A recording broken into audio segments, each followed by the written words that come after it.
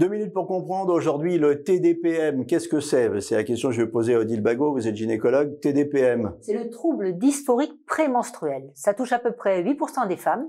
En fait, c'est un syndrome prémenstruel à la puissance 10 et essentiellement sur un versant psychique. Et ce syndrome-là, eh bien, il s'arrête dès que les règles arrivent. Les femmes avant sont dans un état psychique qui est proche de l'état psychiatrique, avec de la dépression, avec de l'agressivité.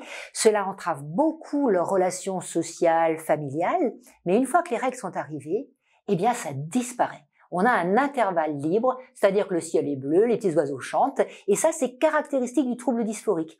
On n'a pas de trouble dysphorique si jamais on n'a pas d'intervalle libre. C'est courant. 8% des femmes. 8% des femmes, donc c'est pas anodin. Qu'est-ce qu'on fait? Eh bien, on peut donner des traitements hormonaux, mais les femmes avec ce trouble sont souvent très sensibles aux œstrogènes et à la progestérone, ça marche pas toujours. On a des traitements avec les médecines complémentaires, mais pas toujours suffisants non plus. Et si vraiment il faut, eh bien on donne des antidépresseurs 15 jours par mois. C'est efficace?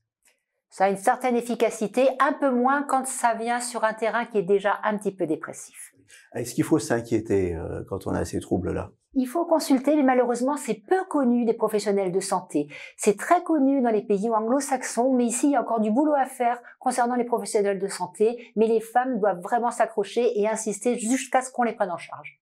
Oui, alors elles insistent, c'est compliqué, elles sont prises au sérieux en fait, les femmes? Pas toujours, parce qu'on dit « Oh ben c'est normal, t'es de mauvais poil, tu vas avoir tes règles ». Non, ça a été classé dans le DSM, la fameuse Bible psychiatrique des États-Unis.